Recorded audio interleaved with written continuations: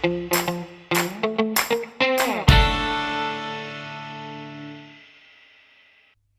guys, this is Bea from Responsive Muse.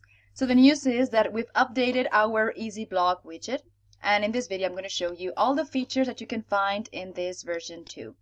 So as you guys know, we have two products. We have a free widget and a premium widget. There are some updates, some features that are common for both versions, but there are some that you will only find in the Pro version. So first I'm going to start talking about all the features that are common with Free and Pro, and then after that I'll just talk about what you will get with Pro version. Alright, so I have my notes here so I won't miss any of the features. First thing common in both of the versions, Free and Pro, is that we've added a pretty URL. This means that before, whenever you enter a single post, you will see in the URL that there was an ID number, a long ID number, and that's it. So now what we've done is we've included, apart from the ID number, we've included the title of the post. So for example, I'm going to enter this post over here, which is called Free Adobe Muse Templates. So I'm going to click here, and if you guys look up here, the URL, you see the ID number and also Free Adobe Muse Templates, which is the title of the post. Okay? So next is we've added an optional scroll. This is, for example, if somehow you decided to place the Easyblog widget like at the bottom of the site. Just imagine if you have one-page widget. Sorry, if you have a one-page template. I'm going to open my demo here. So this demo, as you see, we've placed the widget up here. But just imagine if you've placed the widget down here. I'm going to delete this because actually I have to explain this now. So what happened before is that whenever you clicked to enter a single post, the page would actually refresh and take you up again. So you had to scroll down to find where the single post started. I mean, this is a rare situation, but it might happen. So we fixed this, adding an anchor. So if you want it to automatically scroll and go to the same position where the single post starts, what you have to do is include an anchor. Just imagine if you want it to start here because the widget is here, and name it as you want, let's say blog.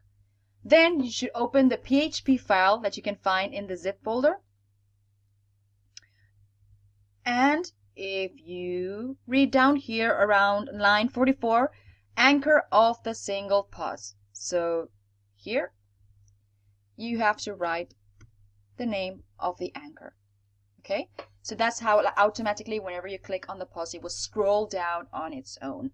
All these options are optional. Okay, and I'm going to move on to the next, which is I'm going to show you here.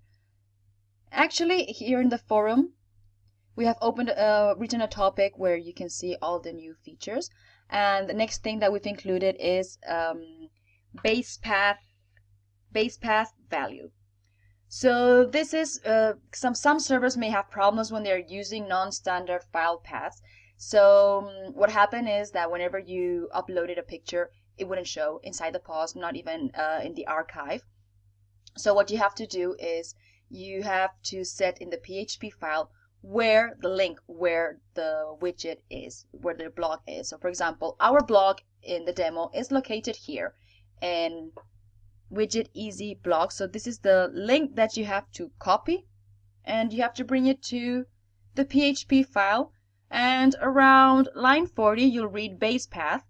So here is where you have to paste it. Okay, the link that you have to paste is where the widget is. Alright, so next thing is that we've also added some, the back button options. This we're going to check it here in Muse. Okay, so I'm going to open the settings, and you'll see, I'm going to bring it down here. Back button URL. So this is the back button. Here is where you will type the URL where you want the post to go back to, just for example.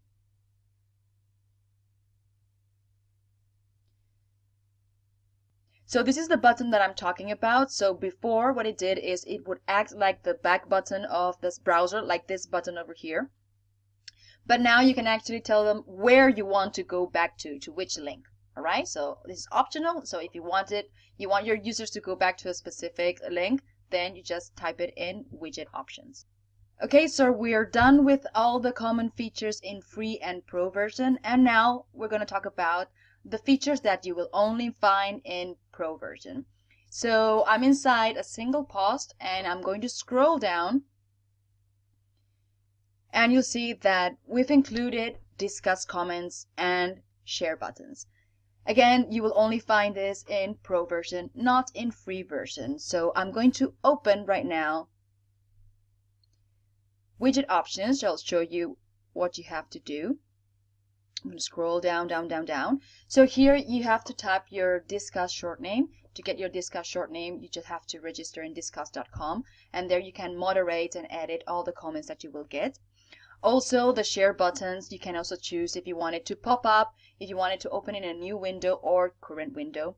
And what it will do is it will share the current page in this different social networks. And if you want to disable it, then you just have to delete current from here. Okay, so this is what you would get. These are the share buttons and these are the comments. So if you have any doubt, feel free to comment this video. Also, Easyblog free users, you can use our forum, and Easyblog pro users, you can use our contact form. And don't forget to subscribe. We've got lots of interesting tutorials every week. Thank you guys for watching.